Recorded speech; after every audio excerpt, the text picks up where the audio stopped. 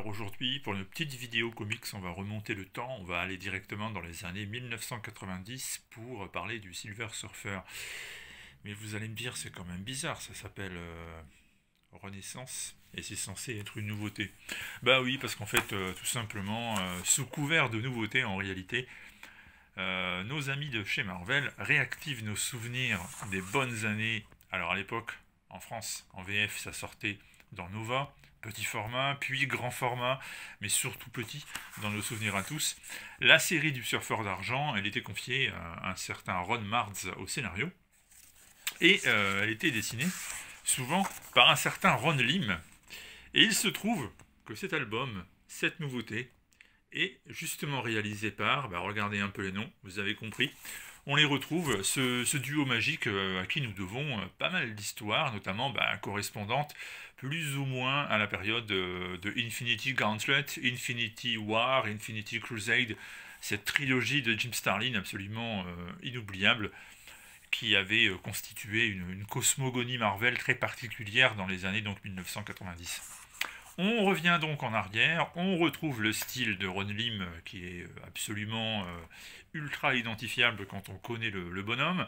On retrouve le Silver Surfer, bien entendu tous les personnages de l'époque sont là. Alors on va même avoir droit à Galactus ici, mais aussi à Captain Marvel. Alors Captain Marvel il est mort, donc qu'est-ce qu'il fait là? C'est une bonne question. Comment se fait-il que le surfeur peut donc côtoyer Captain Marvel alors qu'il est censé être mort? Évidemment, Thanos, difficile de faire autrement. Thanos qui va d'ailleurs affronter le surfeur et Captain Marvel, et ça va se terminer en boucherie. Et finalement, les deux vont s'associer. Thanos va demander l'aide du surfeur parce qu'on lui a volé, figurez-vous, sa gemme de la réalité, son joyau de la réalité.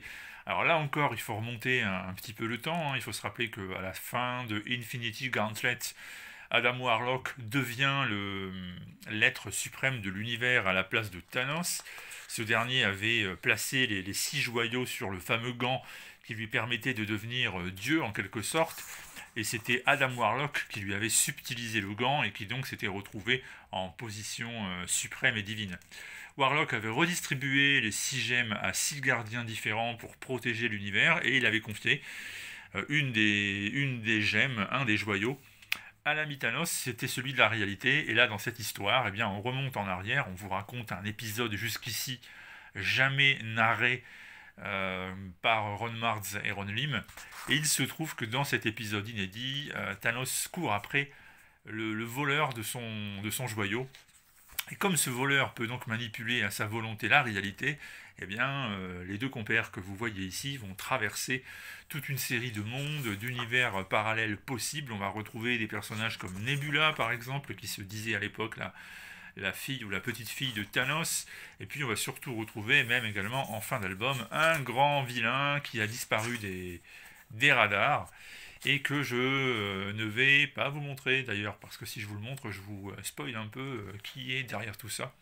Et donc le mieux c'est carrément de ne pas vous le montrer, mais c'est un de ces ennemis, c'est un de ces vilains qui nous avait fait un peu frissonner dans les années 90. Si vous lisiez à l'époque donc le petit format Nova, vous pouvez sans trop de mal comprendre de qui je parle, parce qu'il y en avait 2-3 comme ça qui étaient très forts, anciens héros de Galactus qui ont un peu disparu.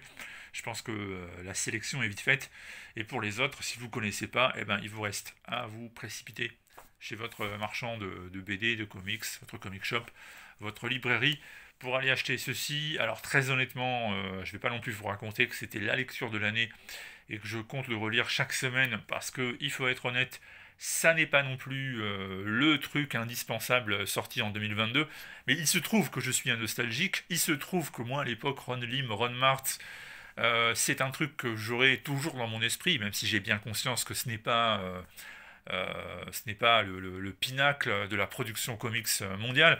Néanmoins, ça a toujours chez moi un effet nostalgique évident qui fonctionne, et je ne pouvais pas passer à côté de Silver Surfer Renaissance, parce que justement on revient en plein dans cette époque, et donc je suis un peu bête, réflexe pavlovien, on me promet d'y retourner, qu'est-ce que je fais? J'y retourne. Voilà, c'est aussi simple que ça, et le pire c'est que je pense que je ne vais pas être le seul. C'est sorti évidemment chez Panini Comics, Silver Surfer Renaissance, et je vous répète, si Captain Marvel est sur la couverture, c'est parce qu'il est aussi à l'intérieur. et je vous ai expliqué comment ça se fait.